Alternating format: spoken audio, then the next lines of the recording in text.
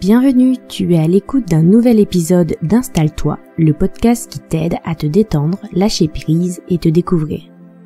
Je m'appelle Laetitia, je suis coach et praticienne en hypnose. Je suis là pour t'aider à mieux comprendre ton comportement, tes pensées et partir à la découverte de toi-même. Si ce podcast te plaît, partage-le et laisse une note, un commentaire ou un like pour nous encourager à continuer. Installe-toi confortablement, c'est parti pour l'épisode d'aujourd'hui. Dans l'épisode de la semaine dernière, Héloïse vous proposait une pause en hypnose pour se libérer de la rancune. J'ai eu envie d'aller plus loin sur ce sujet. Le thème de cet épisode est donc celui de la rancune. Certaines personnes ressentent de la rancune une grande partie de leur vie. Ça peut être vis-à-vis de leur famille ou d'un fait vécu dans leur enfance. Et cette rancune va littéralement les ronger de l'intérieur. Alors je voudrais ici te montrer que la rancune est en fait un mécanisme de ton mental pour détourner ton attention et que tu peux décider de t'en libérer. Alors, la rancune, qu'est-ce que la rancune ?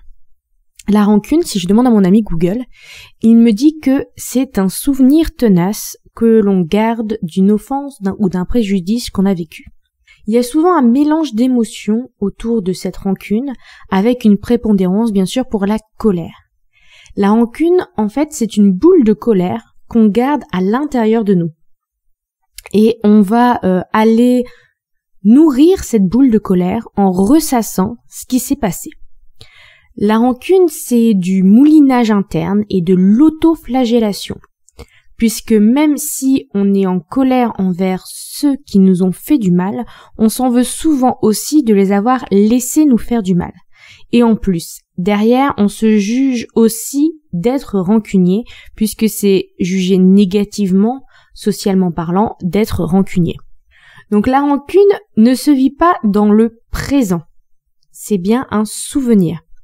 Donc tu ressasses une émotion passée et qui devrait être partie depuis longtemps. Tu n'as aucun pouvoir sur le passé. Tu m'entendras souvent répéter cette phrase. On n'a pas de pouvoir sur le passé. Même si ton mental te susurre « tu aurais dû faire ceci » ou « tu aurais dû faire cela », on ne peut pas modifier le passé. Ta seule autre option à la rancune, c'est d'accepter le passé. Mais attention, je ne te dis pas d'approuver ce qui est arrivé ou d'approuver ce qu'on t'a fait ou les comportements des autres. Mais d'accepter que tu ne peux pas modifier cet événement. Et qu'à ce moment-là, tu as réagi comme tu pouvais avec tes connaissances, tes capacités, tes émotions du moment.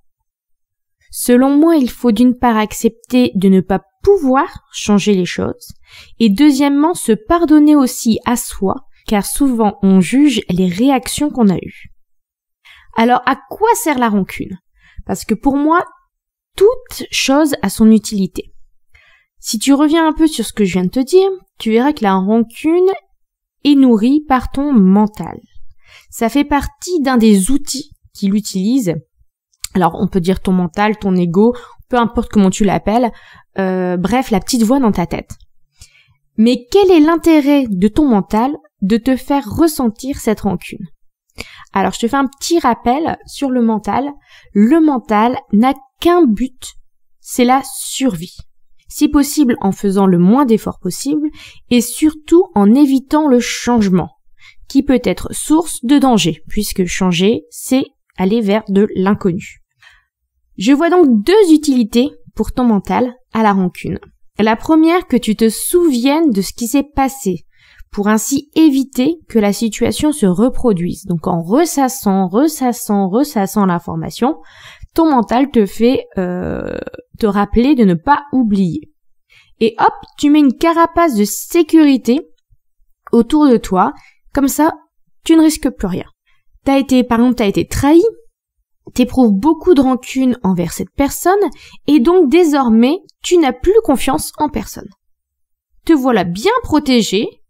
Par contre, niveau bien-être, bonheur, tout ça, c'est très limité sous une carapace. Et la deuxième chose que permet la rancune, d'un point de vue de ton mental, là c'est un peu plus vicieux, c'est qu'avec cette rancune, tu te focalises sur l'extérieur.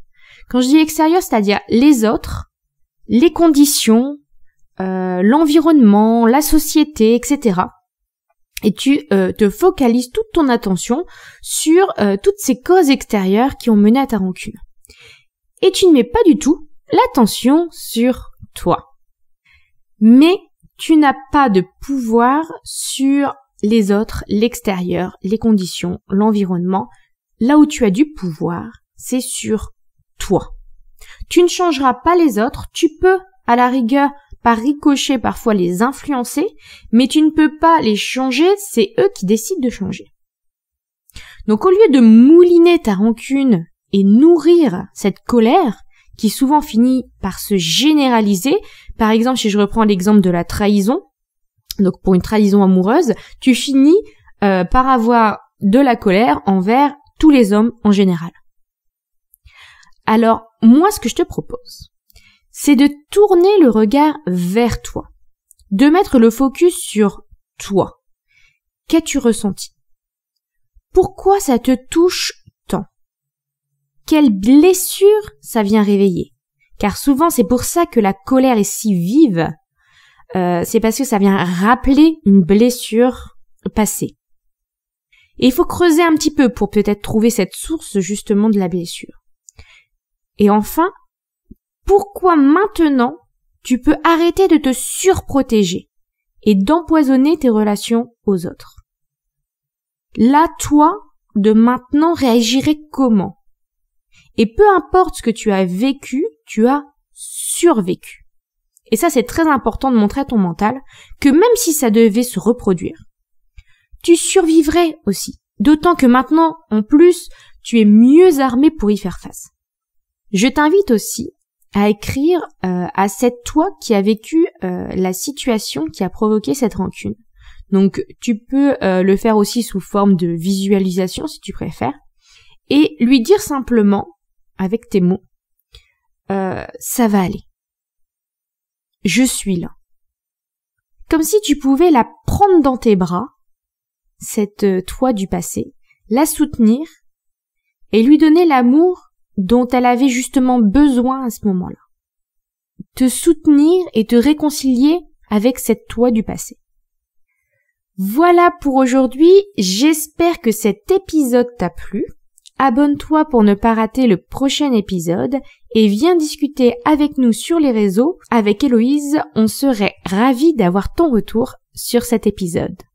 À bientôt!